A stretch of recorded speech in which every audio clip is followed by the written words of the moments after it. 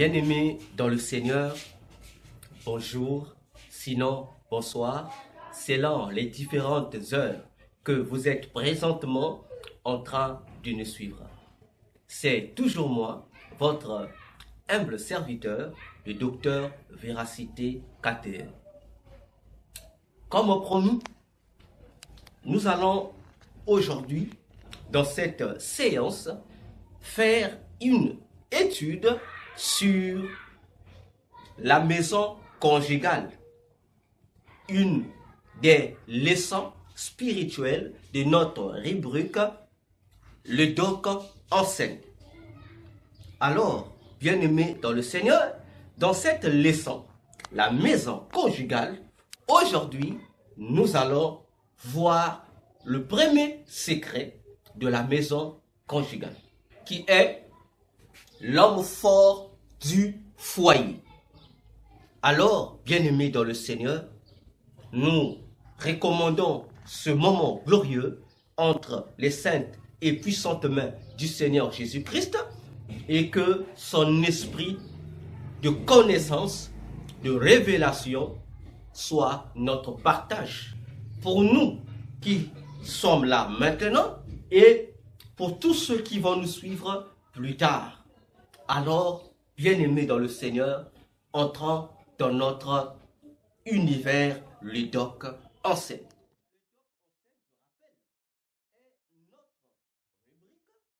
Dans laquelle nous développons certains points ou certains thèmes bibliques pour emmener, inviter les enfants de Dieu que nous sommes, les chrétiens que nous sommes, à prendre conscience de notre héritage céleste. Alors, la maison conjugale. Déjà, plusieurs parmi vous s'interrogent. Qu'est-ce que le docteur Véracité va-t-il nous dire encore sur la maison conjugale? Lorsque nous parlons de la maison conjugale, nous voulons parler d'un père, d'une mère et des enfants, ainsi que le cadre d'où ils habitent, en un mot, ce que nous appelons le foyer conjugal. Voyez-vous, en d'autres termes, la maison conjugale n'est rien d'autre que le mariage. Et lorsque nous parlons du mariage, nous ne faisons pas d'abord allusion à la cérémonie nuptiale, mais nous faisons d'abord allusion au cadre qui réunit un homme et une femme. J'espère que je me fais comprendre. Aujourd'hui, je ne vais pas aller dans les détails sur le mariage, c'est quoi. Nous allons y arriver tout le long de notre étude. Nous allons comprendre c'est quoi le mariage. Pourquoi voulons-nous aborder ce point sur la maison conjugale?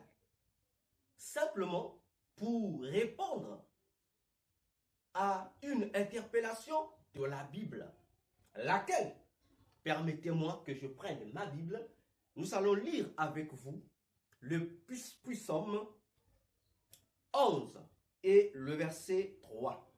Le Psaume 11, le verset 3, vous pouvez également prendre dans vos Bibles pendant que nous allons faire notre humble lecture. Je prends ma Bible, je vais lire dans ma version David Martin. La Bible nous dit ceci.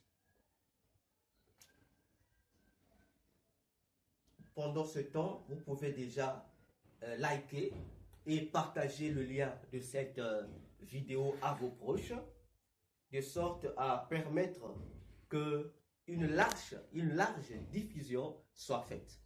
Le Psaume 11 et le verset 3e. Que nous dit David? Il dit ceci. Puisque les fondements sont ruinés, que fera le juste? Je reprends. Psaume 11, le verset 3. David déclare que, puisque les fondements sont ruinés, que fera le juste?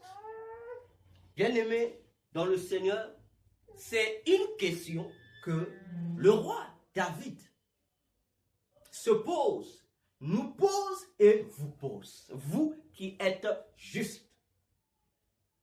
Comprenez-vous?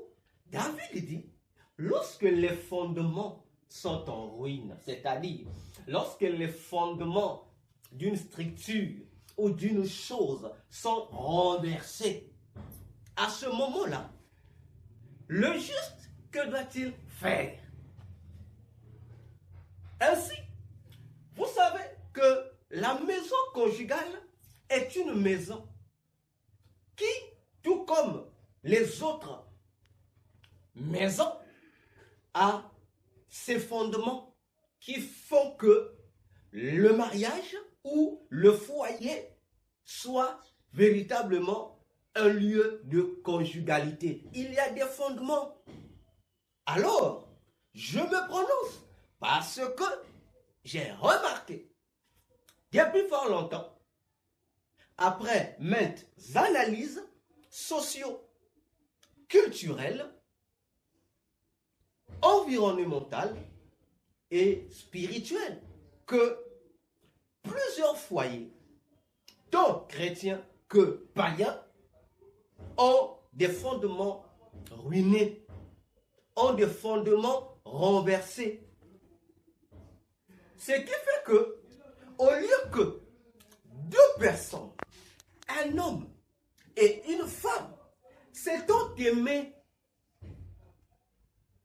ne puissent pas jouir du bénéfice, de la bénédiction nuptiale du mariage. Voyez-vous?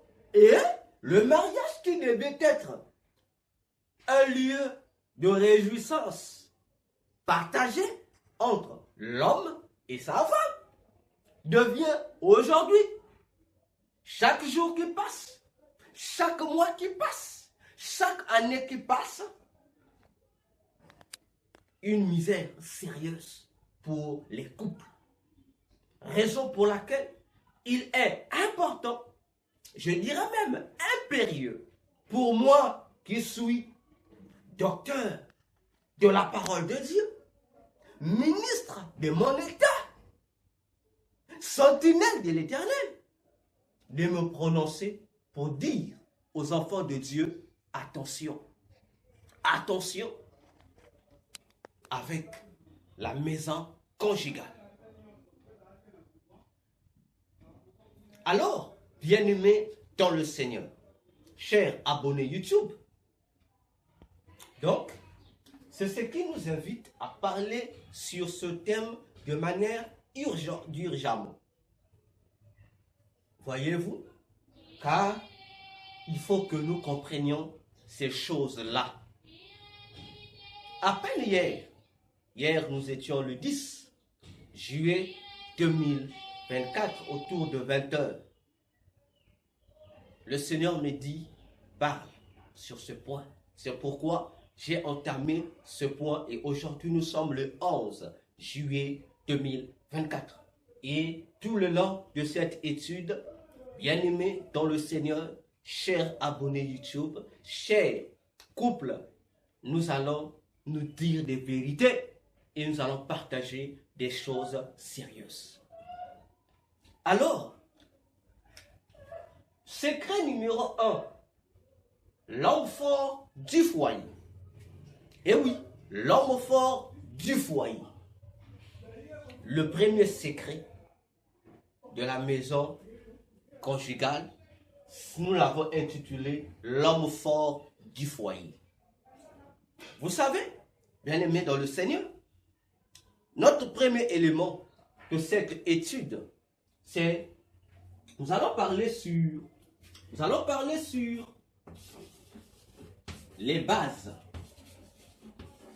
d'une maison. Les bases d'une maison, vous pouvez prendre Job 1, verset 18 au verset 22. Nous avons dit que chaque maison a des fondements. Chaque maison a des fondements. Et les fondements, c'est ce que nous appelons les bases d'une maison. C'est ce que nous appelons, bien aimé, par les bases d'une maison. Et la maison conjugale, le foyer ou le couple a aussi ses bases. Oh, spirituellement, je dis bien, spirituellement, la maison, toute maison, spirituellement, toute maison n'a que 4 bases. Encore appelées 4 coins.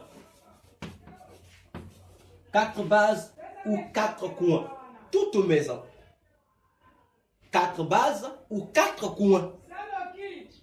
Et ce sont ces 4 bases qui font que tout ce que nous pouvons appeler par maison puisse avoir une vitalité, une stabilité et un équilibre.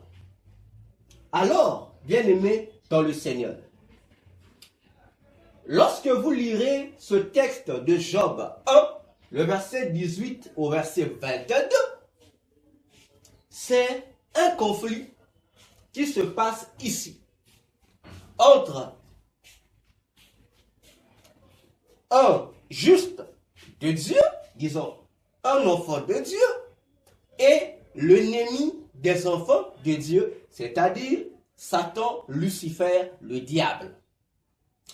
Je n'ai pas besoin de m'attarder sur cette histoire de Job, car c'est une histoire que nous connaissons tous très bien. Alors, bien-aimés dans le Seigneur, dans cette histoire-là du livre de Job, vous allez remarquer que tous les malheurs qui ont frappé Job, ses entreprises, ses troupeaux, ça ne faisait pas froid au dos à Job. Job avait gardé son sang-froid. Job avait gardé son moral haut. Mais lorsque il arrivera au dernier malheur, qui va faire quoi? Qui va frapper ses enfants? Qui va crier la perte de ses enfants? C'est ici que Job va prendre la chose au sérieux. C'est ici, au dernier malheur, que Job va donc réaliser ce qui lui arrive. Va donc prendre conscience que là, c'est une affaire de spiritualité. Ce n'est plus une question naturelle. Ce n'est plus une affaire des hommes, mais c'est une affaire qui est au-delà de l'entendement humain. C'est ce que nous appelons, ça devient une réalité spirituelle que lui est en train de subir. Pourquoi? Parce que lorsque la Bible dira que un vent va souffler sur la maison où étaient réunis tous les enfants de Job. Et cette maison-là appartenait au premier-né de Job. C'était le premier-né de Job qui avait invité ses frères et ses sœurs. Et pendant qu'ils étaient dans la maison, un vent violent va frapper la maison pour les tuer. Mais attention, la Bible précise un élément qui est à souligner dans ce texte. Il dit que le vent, lorsque le vent est entré dans la maison, un vent violent, lorsque le vent est entré dans la maison, je répète que ici, lorsque le diable, Satan, Lucifer, décide d'attaquer Job, qu'est-ce qui va se passer? Satan va envoyer quelqu'un qui va créer ce désastre-là. Et cette personne-là, un démon, bien sûr, c'est qui? C'est le démon qu'on va appeler, vous avez le démon qu'on va appeler Asmodée. vous avez ce démon qu'on appelle Asmodée. Voyez-vous? Donc, c'est le démon Asmodée qui sera chargé d'exécuter les malheurs dont sera victime notre bien-aimé Job. Alors, bien-aimé dans le Seigneur, voyez-vous? Alors, lorsque le démon Asmodée, c'est le démon des plaisirs. Le démon Asmodée, c'est le démon des plaisirs. Lorsque je parle du plaisir, je parle du divertissement, je parle des jeux et aussi investi dans une partie de la sexualité perverse. Voyez-vous? Alors, lorsque le démon Asmodée va se mettre à attaquer Job, qu'est-ce qui va se passer? Au dernier malheur, Asmodée va rentrer dans la maison ici, où étaient tous les enfants de Job réunis. Et le démon Asmodée va rentrer. Pourquoi va-t-il rentrer? Parce que, il y a un élément qui va lui donner de l'avantage. Ça, c'est une parenthèse que j'ouvre. Il y a un élément qui va lui donner un avantage. C'est quoi l'avantage? C'est que, on dit que les enfants de Job, ils étaient où? En fait, on dit, les enfants de Job étaient en fait. L'élément qui va permettre, qui donnera accès au démon Asmodée dans cette maison, c'est quoi? C'est que c'est l'élément qui était à la latitude de la maison, la festivité. Les enfants de Job étaient venus chez leur aîné. Pourquoi? Le livre de Job explique, ils mangeaient, ils buvaient. Donc, ils étaient dans une attitude de festivité. Ils étaient dans la fête. Et pendant qu'ils étaient en festivité, ils avaient baissé la garde. Voilà pourquoi Job avait l'habitude, lorsque ses enfants faisaient ce genre de choses, à leur retour, Job était obligé de les sanctifier pour implorer la miséricorde de Dieu sur eux. Voyez-vous? Pour dire dans notre parenthèse que Satan peut t'attaquer, je dis bien, mais si l'attaque de Satan réussit à te vaincre, réussit à te terrasser, réussit, bien aimé, à te soumettre sous la puissance des démons, ça veut dire qu'on cherche bien, il y a une porte qui a donné accès aux démons envoyés pour exécuter les décisions du diable. Je ferme ma parenthèse. Donc, nous devions apprendre à veiller sur les portes qui donnent à notre ennemi, Satan, Lucifer ou ses démons, de l'avantage sur nous. Je ferme la parenthèse. Alors, lorsque le démon Asmodée vient ici, trouve l'opportunité qui lui donne l'avantage sur la vie des enfants de Job, qu'est-ce qu'il fait? Il vient toucher ici. Il ne frappe pas n'importe où. Attention. Il ne frappe pas n'importe où. C'est un vent. Imaginons-nous. Un vent qui souffle dans la maison. Où étaient les enfants de Job? Où était leur sensibilité? Imaginez-vous qu'un tourbillon souffle et que le tourbillon rentre chez vous. Bien sûr que vous n'allez pas avoir une certaine sensibilité pour vous informer sur ce tourbillon ou pour avoir des mesures pour contrecarrer. Mais quand ils étaient déjà dans cet esprit de festivité, le vent est rentré et le vent est allé fouiller, dit le livre de Job, les quatre coins de la maison.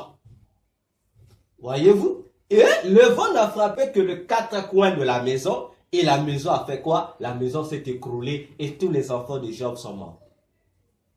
Vous imaginez? Le démon rentre. Pourtant, il pouvait même créer qu'il y ait des homicides. Il veut envoûter les enfants de Job pour qu'ils s'entretuent entre eux. Mais il ne fait pas ça. Il va toucher les quatre coins de la maison. Il touche les quatre coins. Autrement dit, sur le plan spirituel, ce démon avait compris que l'élément qu'il fallait toucher pour mieux déstabiliser, détruire, anéantir les enfants de Job, c'est toucher les bases de la maison d'une maison. Et c'est ce qu'ils ont fait. Et c'est la même chose que les sorciers, les occultistes et les magiciens font lorsqu'ils veulent ruiner une maison, une famille. Ils cherchent d'abord les 4 coins de cette maison familiale pour la déstabiliser. Voyez-vous? Alors, bien-aimés dans le Seigneur, c'est le premier élément qu'il faut que nous soulignions. Dans la maison conjugale aussi, on retrouve les 4 bases d'une maison conjugale. Donc, les bases de la maison, c'est ce qui font également les bases de la conjugalité. Alors, deuxième élément à savoir, c'est quoi? C'est que chaque maison a des maîtres. Chaque maison a des maîtres. Chaque maison a des maîtres. Lorsque je parle des maîtres, je fais allusion aux responsables d'une maison. Et ce sont les responsables d'une maison qui sont censés veiller à ces 4 bases de la maison. En un mot, les maîtres de la maison ont pour mission de veiller à quoi? De veiller au maintien de l'équilibre de ces 4 bases de la maison. Voyez-vous? Donc, les maîtres de la maison, je répète et j'insiste, ce sont les propriétaires de la maison, ceux qui habitent le cadre ou ceux à qui appartient la structure, sont condamnés à veiller au bon maintien de ces bases qui font leur maison. Et dans notre domaine ici, puisque nous parlons de la maison conjugale, du foyer, nous savons déjà que dans un foyer, nous avons 2 responsables du foyer. Nous avons, dans un foyer, nous avons d'un côté, on a celui qu'on appelle, on a le mari. On a le mari et nous avons l'épouse. Le mari et nous avons l'épouse. Dans la conjugalité, on parle du mari et on parle de l'épouse. N'est-ce pas? Ça, ce n'est pas à démontrer. Donc, les maîtres de la maison conjugale sont le mari et son épouse. Ce sont ceux-là qui sont censés veiller à ces bases de leur maison. Et je dis, ces bases-là dont je parle, ce sont d'abord des bases spirituelles. Parce que le mariage, quoique étant un élément physique, mais est d'abord un élément qui est à la base spirituelle. Voyez-vous? Donc, retenez encore que les maîtres de la maison conjugale sont le mari et son épouse. Ce sont eux les maîtres de la maison. Alors, bien-aimés dans le Seigneur, remarquez une chose. Les maîtres, le mari ici, dans la maison, la responsabilité est hiérarchisée. Le mari est appelé le chef. Le mari est appelé le chef. N'est-ce pas? Le mari est appelé le chef. Si vous prenez 1 Corinthiens 11, le verset 3, nous dit que le mari, c'est le chef de la femme. Dans le cadre, je dis bien, conjugal. Dans le cadre conjugal, c'est ainsi. Le mari est le chef de la femme. Alors, La femme devient donc celle que nous appelons gouvernante. C'est la gouverne. Elle est la gouvernante. Vous comprenez? Donc, le mari est le chef de la maison conjugale et la femme est la gouvernante de la maison conjugale. Vous comprenez bien ici que nous avons affaire ici à un État. Nous avons affaire ici à un royaume où on a un chef, qu'on peut dire un président, on peut dire un roi, accompagné de sa reine ou encore madame la présidente. Mais ici, elle prend la place du gouvernement parce que le président est le chef du gouvernement. Donc, si le mari est le chef du foyer, la femme est la gouvernante. Le monsieur, le mari est chef. Pourquoi? Parce que c'est de lui que viennent les directives. C'est de lui que viennent les directives. C'est-à-dire, c'est le mari qui donne des orientations. C'est le mari qui donne le plan pour le bonheur de la famille. C'est le mari qui conçoit le plan. C'est pourquoi il est le chef, il donne des directives. Il donne des orientations. Alors, de son côté, la femme joue un rôle aussi. Puisque c'est elle qui reçoit les directives et la femme, elle, dans sa fonction de gouvernante, elle fait quoi? Elle joue le rôle de quoi? De la constructrice. Voilà. C'est ça le rôle de la femme. Je mets ici Proverbe 14, le verset 1. On va s'expliquer ici pour que chacun de nous comprenne. L'homme donne les directives, le chef de la maison. La femme étant la gouvernante est la constructrice de la maison. Les directives que l'homme donne à la femme, à sa gouvernante, c'est la femme maintenant. Si l'homme conçoit le plan et c'est la femme maintenant qui fait le plan d'action. Comment les directives données par le mari seront-elles exécutées? Et ça, c'est la responsabilité de la femme. Voyez-vous? Donc, les orientations d'ici deviennent des réalisations d'ici, de là. Donc, le chef donne des directives et c'est la femme, l'épouse, qui réalise les directives de son mari. Et Proverbe dira que, Proverbe 14, le verset 1er, toute femme sage bâtit sa maison, mais la femme qui est folle la détruit par ses propres mains. Donc vous comprenez? Pourquoi c'est elle la gouvernante? Pourquoi c'est elle la femme la constructrice? Parce que c'est elle qui construit ou encore qui bâtit une maison. Ce n'est pas l'homme.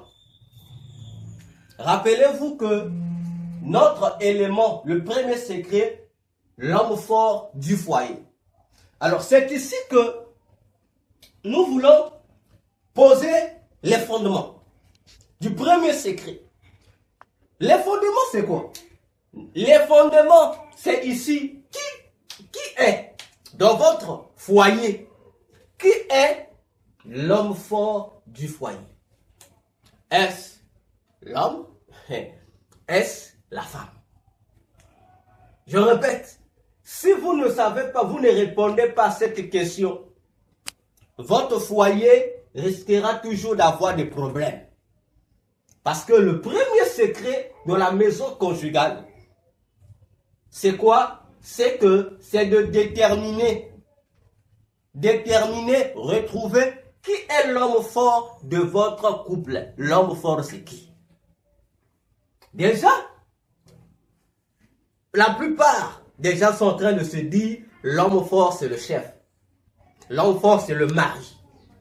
Je vous apprends aujourd'hui. je le dis haut et fort,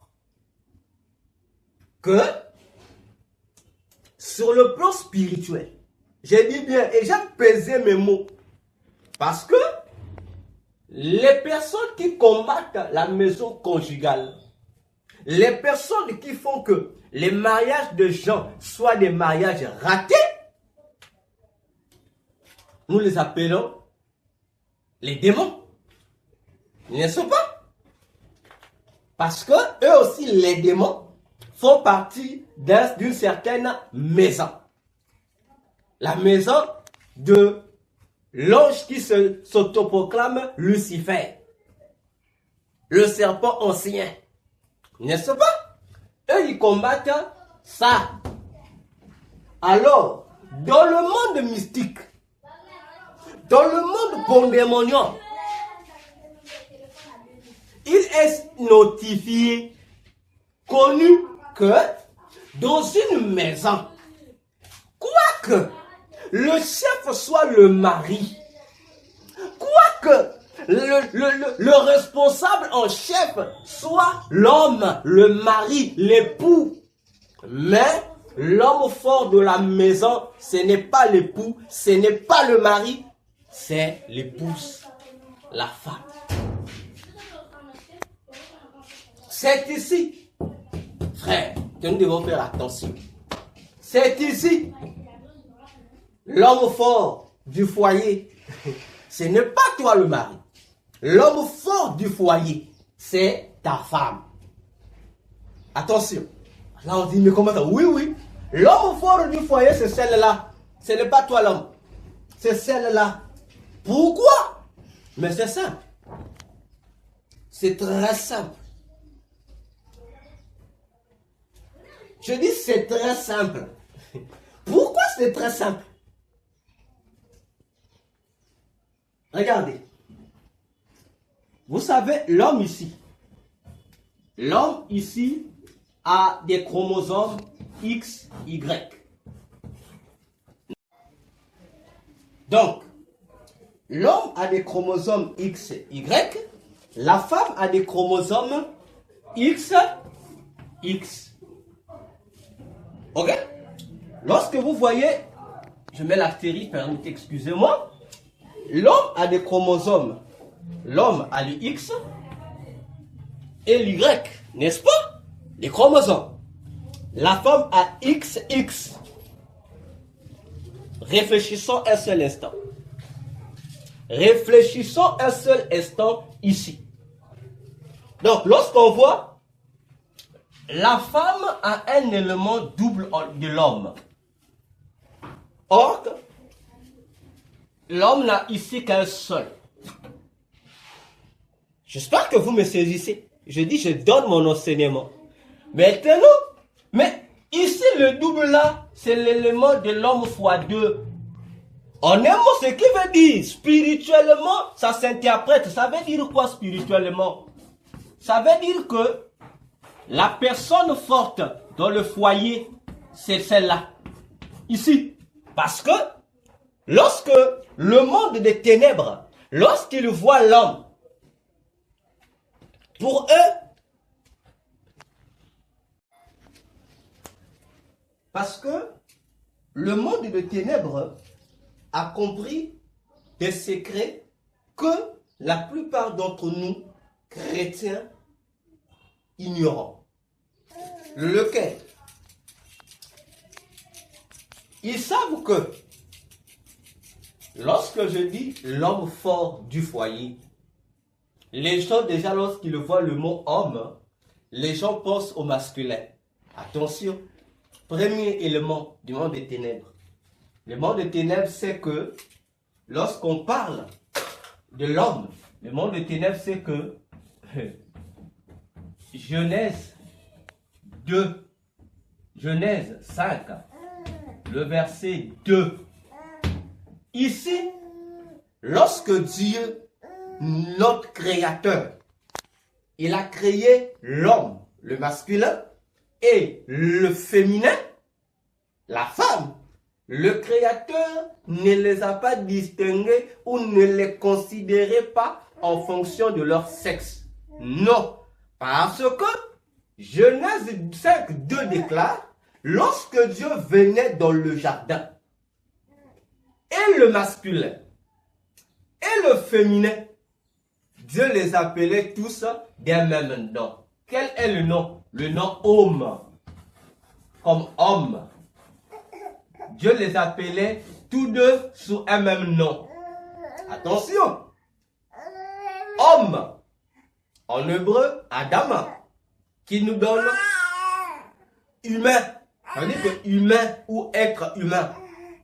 Voilà pourquoi Dieu, lui, au commencement, quoique il a créé un homme masculin, il a aussi créé un homme féminin. Attention, la femme, tout comme l'homme, les deux aux yeux de Dieu, Dieu voit seulement homme. À la différence, même si vous étudiez l'étymologie du mot femme, ça veut dire quoi? Femme veut seulement dire homme. Dans toutes les langues, si vous voyez le mot, si en anglais on dira amen ou a woman. Woman veut seulement dire men. La seule qui fait la distinction, c'est leur sexe. Donc aux yeux de Dieu, les deux, la femme aussi est un homme. L'homme, pas par rapport au sexe, mais par rapport à la nature humaine. Attention. C'est pourquoi Dieu dira, dans la Bible, Jésus a dit, au ciel, vous serez comme des anges. Mais attention, deuxième parenthèse, comment sont les anges au ciel? Les anges n'ont pas de sexe. Attention, mais quoique n'ayant pas de sexe, les anges sont au moins dans des genres. Il y a des anges féminins et il y a des anges masculins. La distinction entre le ange féminin et masculin ne se fait pas au niveau du sexe. Ça se fait au niveau de la morphologie. Voyez-vous? Donc, c'est l'élément, le premier élément que le monde des ténèbres a compris. Donc, lorsque nous parlons de l'homme fort du foyer ici, sachez que nous parlons de la femme. Deuxième élément que le monde des ténèbres a compris, ce qui leur pousse à pouvoir se maintenir sur cet homme fort qui est la femme. Deuxième élément, c'est quoi? Le deuxième élément, ils ont compris ce que Genèse 3, le verset 20 dit. Dans Genèse 3, le verset 20, on dit c'est la mère des vivants. Attention. Attention. C'est Adam qui déclare que la femme, elle lui donne le nom Ève. Or, Ève veut dire la mère de tous les êtres vivants. Église, suivez-moi attentivement. Donc, Ève veut dire la mère de tous les vivants. Attention, j'ai dit attention. Vous les chrétiens et nous les chrétiens et les hommes de Dieu, nous prenons cela à la légère. Adam dit que sa femme s'appellera Ève. Mais attention, Dieu, lorsqu'il crée la femme, Dieu lui appelle Adam. Donc Dieu donne à la femme le même nom que le nom qu'il a donné au premier être humain. Disons homme au masculin. Donc pour Dieu, les deux avaient le même nom. Mais Adam, à son tour, ayant reçu de Dieu, dans Genèse 2 toujours, le pouvoir aussi de nommer les animaux et certaines autres créatures créées par l'Éternel. Le Dieu a aussi donné un second nom à sa femme. Le nom Ève, qui veut dire mère de tous les êtres vivants. Vous comprenez? Elle, déjà, Adam, il nous identifie ici que l'homme fort de la maison, c'est la femme. J'arrive. Adam, lui qui est le chef, identifie déjà que dans son foyer, quoi qu'il soit le chef, le guide, mais l'homme fort de la maison, c'est Ève. Alors, dans le monde des ténèbres, ce principe est grandement considéré. Ce principe est grandement considéré parce que la femme étant la mère de tous les vivants, ça fait de la femme la source de la vie. Ça fait de la femme la source de la vie. Parce que Dieu n'a jamais refusé ce principe lorsque Adam a eu à le déclarer ou à l'établir dans la société des hommes. Dieu a validé. Pourquoi Dieu a-t-il validé? Simplement parce que Adam avait compris un principe spirituel qui restera de génération en génération. Productrice de la vie, la femme. Voilà pourquoi cette caractéristique de la femme fait donc que l'homme soit considéré dans la société par elle. Comment?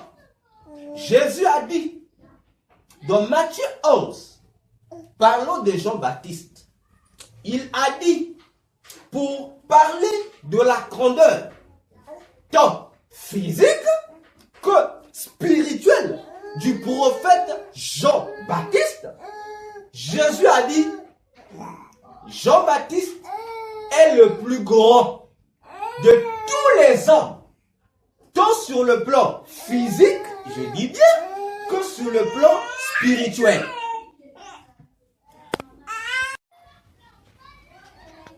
Donc, tant sur le plan physique que sur le plan spirituel, je reprécise, déclare Jésus, Jean-Baptiste est le plus grand de tous les hommes. Attention, mais cette grandeur de Jean-Baptiste, à quelle source? Jésus dit, de tous les hommes qui sont sortis des femmes. Jésus précise, de tous les hommes qui sont sortis des femmes. Mais on s'attendait à ce que le Seigneur Jésus lui dise, Jean est grand par rapport à tous les hommes qui sont nés des hommes. N'est-ce pas? Puisqu'on dit, l'enfant appartient au papa. N'est-ce pas? Mais on dit non. C'est lié à la maman. Oh, mais pourquoi la maman? Parce qu'elle est la source des vivants. Attention. Abraham est devenu le père de la foi, nous le disons. Mais qu'est-ce qui fait d'Abraham père de la foi?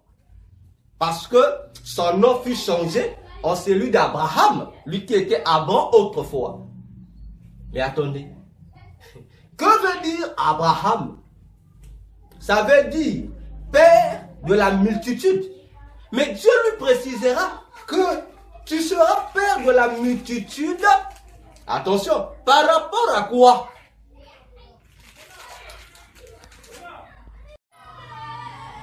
Donc, pourtant,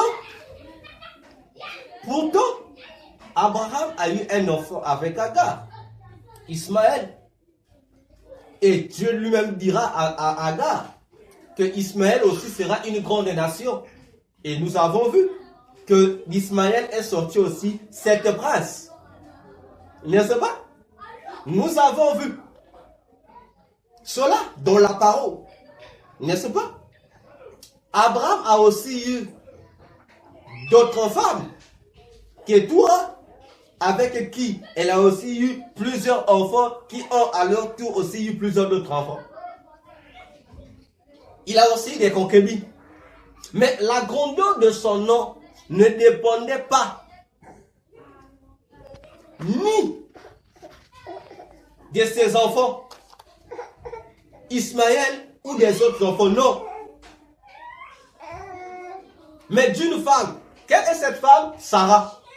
Et c'est Dieu qui dit, tu seras père de la multitude en fonction de ton accouplement avec Sarah, ta femme. Voilà. Donc, c'est grâce à Sarah que Père Abraham deviendra le père de la multitude. Et cette multitude-là est liée à la filiation entre Abraham et Sarah. Voilà pourquoi les prophètes nous ont dit que nous sommes les enfants d'Abraham et de Sarah. N'est-ce pas? Donc nous comprenons ici la présence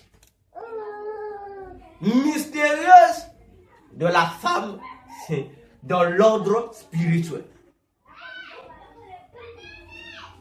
Ici également, savez-vous que l'homme, le chef, l'homme, pour avoir de la valeur, il faudra que cet homme soit fécond. Or, la fécondité d'un homme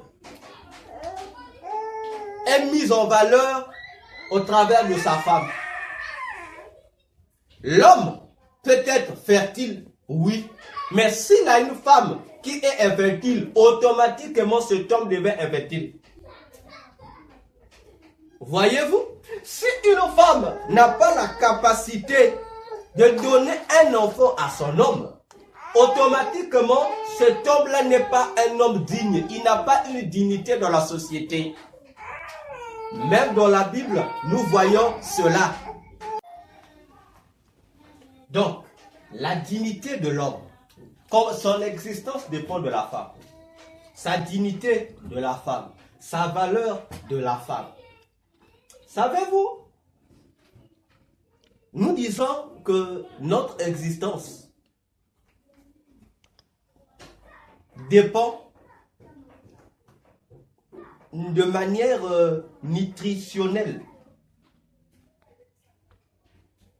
de l'alternance des saisons, n'est-ce pas? Et les saisons fonctionnent sous régime des luminaires, le soleil et la lune, n'est-ce pas? Or, on parle dans ce cas-là des mois. Dans ce cas-là, on nous parle du mot mois. Le mois comme le mois. N'est-ce pas? Or, le mot mois veut dire monstrueux. Ça veut dire monstrueux.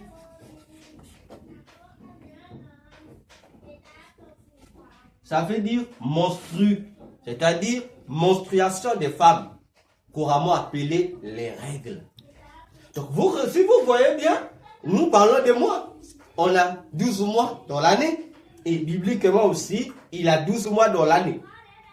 Et l'année est gérée par des mois. Mais le mois qui doit gérer toute une année, qui doit gérer tout un parcours, porte le nom des menstrues de la femme. N'est-ce pas? Or, le menstru de la femme sont des indices qui invitent à comprendre que la productrice de la vie, humainement parlant, c'est la femme. Je monte encore. Rappelez-vous, le premier enfant qui est né de la reproduction, j'ai dit le premier enfant né de la reproduction, c'est-à-dire qui est le résultat de l'acte sexuel entre Adam et sa femme, il s'appelle Caïn. Mais lorsque Caïn naît, qu'est-ce que la femme, pas l'homme, pas Adam, mais Ève déclarera officiellement sous les yeux d'Adam? Ève dit, elle rend grâce à l'Éternel, elle dit, parce que par l'aide de l'Éternel, en hébreu, le verbe qui est là-bas dit littéralement, par l'aide de l'Éternel, j'ai formé un homme. Comprenez-vous? Donc, si Ève, la femme, est la mère des vivants, donc c'est elle qui détient le principe de la formation de l'homme, c'est la femme. Voyez-vous, c'est la femme. C'est pourquoi vous verrez, j'ouvre une troisième parenthèse, vous verrez, on nous dit que le premier ministre qui coiffe tous les gouvernements de Satan, on l'appelle, nous connaissons, Belzéboul, n'est-ce pas? Mais Belzéboul, c'est un démon masculin, c'est-à-dire c'est un démon qui a l'apparence d'un homme. N'est-ce pas? Il est le premier ministre du gouvernement de Satan. De manière dans le chéquier gouvernemental de Satan. Ne pas confondre Belzéboul, premier ministre de tous les royaumes sataniques, à Nabam, qui est aussi l'un des premiers ministres de Satan. Attention. Aussi, remarquez que Satan a deux gardes de corps les plus rapprochés. Il n'a que deux gardes de corps rapprochés de lui. Satan, je dis Satan. Donc celui que vous appelez probablement le diable, le serpent ancien. Il a deux gardes de corps. Deux, pas trois, pas quatre. Au-delà de tous les gardes de corps, mais il a deux gardes de corps intimes qui gèrent son trône. Qui n'ont rien à voir avec le quatre êtres vivants de Satan. Et ces deux gardes de corps-là sont deux démons. Un démon masculin et un démon féminin. Curieusement, entre les deux démons, les gardes rapprochés de Satan, il y a un responsable, un chef. Et c'est le démon féminin qui est le chef. Et ces deux démons s'appellent, le masculin s'appelle Arota et le démon féminin s'appelle Marota. Vous imaginez? Satan, parmi ces deux gardes-corps les plus intimes et les plus influents, mais on peut dire le garde qui vient en premier lieu, c'est une femme. Marota, pas un homme, c'est une femme. Attention, je dis attention. La dernière tactique, lorsque Satan utilise tout, sa dernière prise, s'il veut t'avoir, il se sert de la femme. Pourquoi? Allez-y réfléchir. Je me limite là. Pour vous faire comprendre déjà que ici, ça cache plusieurs réalités. Ici, ça cache plusieurs réalités. Ici, ça cache plusieurs réalités. Remarquez encore une chose qui échappe parfois aux yeux des serviteurs de Dieu. Pourquoi dans les jardins d'Éden, Satan n'a pas attaqué Adam? Il a attaqué la femme. Là, nous nous précipitons à dire non, parce que la femme c'était sexe faible, la femme c'était sexe faible. Non, je suis désolé. Vous avez mal lu votre Bible. Lisez bien la Bible. Parce que Satan savait. Satan était bien conscient. Tous les démons étaient bien conscients que la présence de la femme dans le jardin donnait plus d'importance à l'homme. C'est pourquoi il dit, si je veux attaquer l'homme, mon plan d'action de dérouter l'homme ne va pas marcher. Parce qu'il y aura quelqu'une qui va toujours faire que mon plan échoue. Alors, Satan passe par la femme. Pas parce que la femme était faible. C'est faux. Ça, c'est ce que la théologie nous a fait croire. C'est faux. C'est faux. Parce que la femme était la plus forte. Il fallait d'abord déstabiliser la plus forte afin d'avoir la facilité de convaincre le chef. Faites attention, Église. Ces choses, nous sommes tous dans la maison conjugale. Ne vous perdez pas. On explique les raisons. Alors, il y a une autre raison encore. Cette raison-là, dans Genèse 3, versets 14 à 15, c'est l'Éternel qui le dit lui-même. Qu'est-ce ce que l'Éternel dira au serpent en ce qui concerne la nouvelle relation qu'il devrait entretenir avec la femme. Il lui dit, il y aura une inimitié entre toi et le serpent, et plutôt et la femme. Donc, Dieu dit, je répète, au serpent, le séducteur, Dieu lui dit, désormais, il y aura une inimitié, un conflit, une guerre perpétuelle entre toi, le serpent, et la femme. Bon, essayez un peu de réfléchir. Prenons un peu nos dogmes religieux, mettons de côté. Prenons un seul instant nos préjugés, mettons de côté. Réfléchissons. Tous, nous avons ce passage dans la Bible. Dans nos Bibles, il y en a. Dieu dit, on s'attendait que Dieu dise au serpent que le conflit devait opposer le serpent à Adam. Mais Dieu dit non. Le conflit oppose le serpent à Ève. Il y a un problème. Il y a un problème.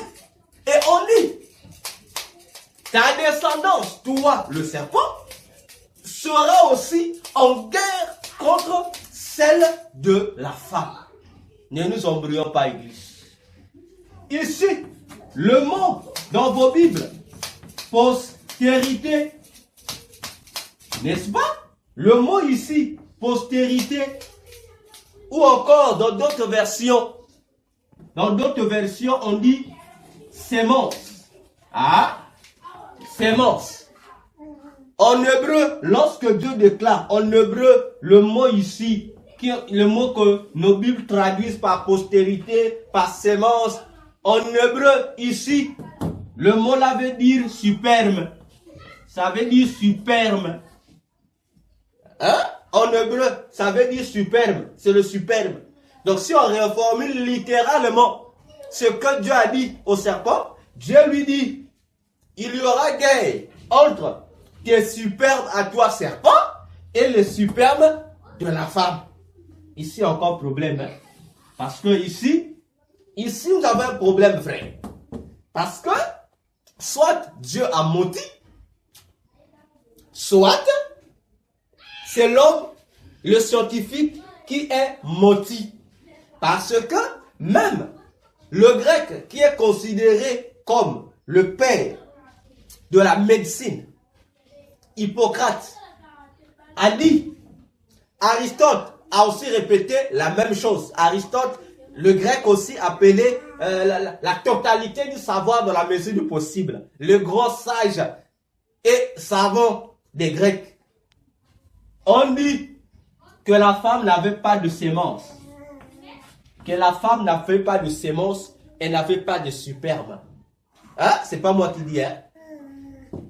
Hein? Et cette théorie-là, nous la retrouvons aussi dans les églises. Où on nous dit non, non, non. La femme n'a pas de sémence. C'est l'homme qui donne la sémence à la femme. La question que je vous repose. Et vous, qui dites ainsi? Un Dieu qui confirme que la femme a une sémence, la femme a des superbes. On prend qui? Et demandez le scientifique si Hippocrate, leur père, a-t-il eu raison? C'est faux. Parce que, de même que l'homme a des superbes, donc nous avons l'habitude d'appeler le superbe ou spermatozoïde. Demandez la science. Qu'on vous dise la vérité, la femme aussi a des superbes. Ah oui, ça vous choque? Vous les médecins, allez-y, dites à ton médecin qui te demande là, il sait la vérité. Parce que il n'y a pas seulement l'homme qui éjacule. Je parle d'éjaculer. C'est le terme que nous utilisons naturellement pour parler de la sémence de l'homme, n'est-ce pas? Donc, le même que l'homme éjacule, lorsqu'on parle de l'éjaculation, c'est le fait que le superbe de l'homme sort de son pénis avec des diètes. Donc ça émet. Voilà pourquoi on parle d'éjaculation. Ça éjacule. C'est dans ce sens. Mais en termes normaux, de même que l'homme sort sa sémence, de même aussi la femme sort sa sémence. D'ailleurs, comment dites-vous que la femme n'a pas de sémence? Alors que pour qu'il y ait reproduction, pour qu'il y ait un bébé dans les entrailles maternelles, il faudrait qu'il y ait la fusion entre la sémence de l'homme et la sémence de la femme. Église, faisons attention, parce que la Bible a dit la vérité, que les scientifiques, les philosophes ou les théologiens ou je ne sais quel homme de Dieu ne vous trompe. La femme a des super. Donc, vous comprenez ici, vous qui aimez le combat spirituel, hein? La base du combat spirituel commence ici. Donc, le combat spirituel ne commence pas avec Adam.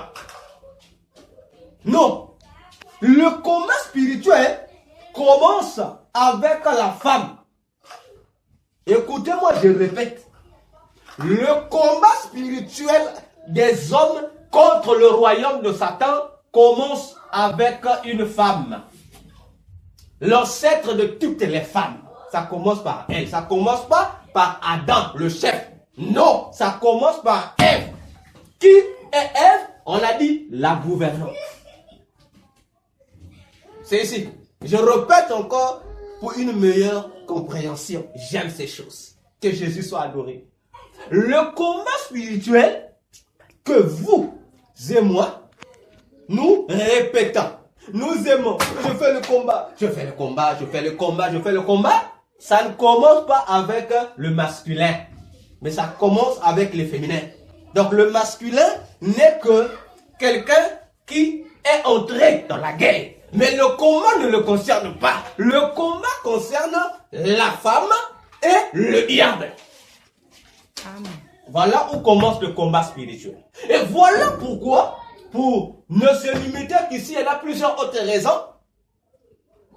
L'homme fort du lit conjugal, du foyer, c'est la femme. Et le monde des ténèbres comprend tous ces secrets. Le monde des ténèbres comprend tous ces différents secrets. C'est pour cette raison-là que, comprenons cela, qu'est-ce que le monde de Satan a fait ou continue de faire pour déstabiliser le fondement de la maison? Ils font quoi? Ils attaquent l'homme fort, la femme. Ils attaquent la femme. Regardez dans le foyer. Je dis regardez dans le foyer. Regardez seulement les conflits dans les foyers. J'ai dit regardez les conflits dans les foyers. Lesquels les suscitent souvent? À raison ou à tort? Quelle est raison? Quel est tort? Lorsque vous voyez 90% des conflits mondiaux ou conjugaux sont toujours provoqués par la femme.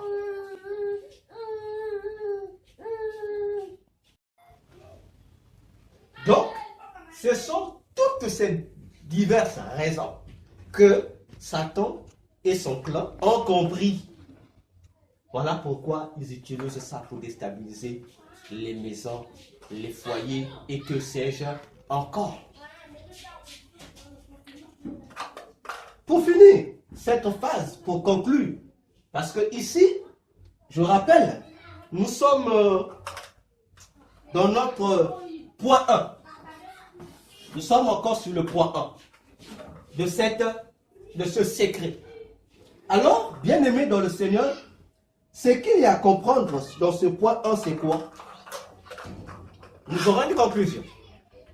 Donc, vous comprenez de dire que le grand ennemi de l'Église chrétienne, le grand adversaire des enfants de Dieu, c'est qui? C'est une femme.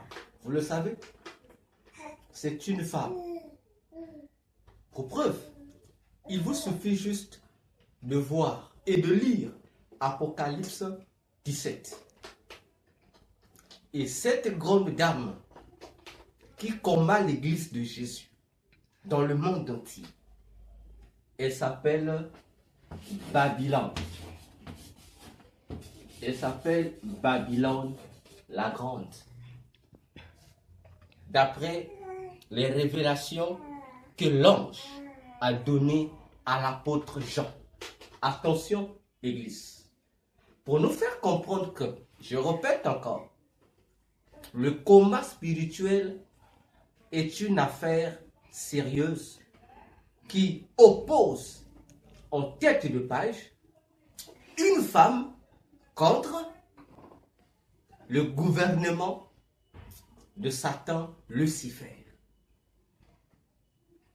Comprenez-vous, vous les femmes qui me suivez, comprenez-vous les enjeux spirituels qui vous concernent dans votre maison, dans votre foyer? Pour dire aux femmes, en tant que femmes fortes du foyer, vous les femmes, surtout en Christ, vous devrez vous réveiller. En conclusion, le mari, l'épouse, le mari, l'épouse ont reçu une mission de la part de Dieu. Cultiver et garder le jardin divin.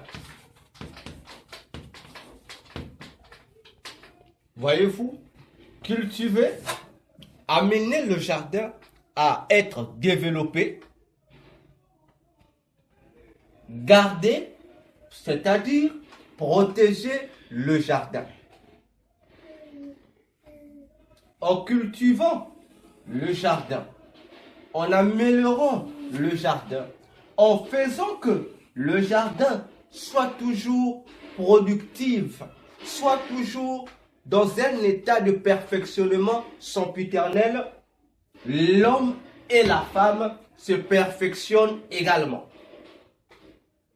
Alors, le jardin divin, c'est-à-dire le jardin d'Éden, était la maison terrestre de l'Éternel notre Dieu, d'où, lorsqu'il descendait sur la terre, d'où il habitait. Et ce jardin, cette demeure du Seigneur était également la maison conjugale. Était également la maison conjugale d'Adam et Ève. Voyez-vous? Donc, pour dire que l'homme et la femme ont ces deux responsabilités dans leur maison conjugale. Et ici, nous allons développer cela un peu plus loin lorsque nous allons parler sur les responsabilités de l'homme et de la femme dans le foyer. Alors, bien-aimés dans le Seigneur Jésus-Christ, nous arrivons à la fin ici pour vous amener, réaliser et comprendre que c'est important pour vous de mettre l'homme fort du foyer à la place qu'il faut et le chef du foyer aussi à la place qu'il faut. Aussi longtemps qu'il y aura permutation de postes entre les deux, vous donnez accès libre au monde des ténèbres d'avoir l'influence sur votre couple, sur votre maison. Alors, nous nous arrêtons ici et juste après, nous allons passer au point numéro 2. Que Dieu vous bénisse. Merci pour votre aimable attention. C'était moi, le Dr Véracité KTN. Likez la vidéo massivement et partagez également cette vidéo afin de réveiller les couples, de réveiller les familles, surtout dans le Seigneur. Que le Seigneur notre Dieu vous bénisse. À nous retrouver dans notre deuxième épisode. Bye.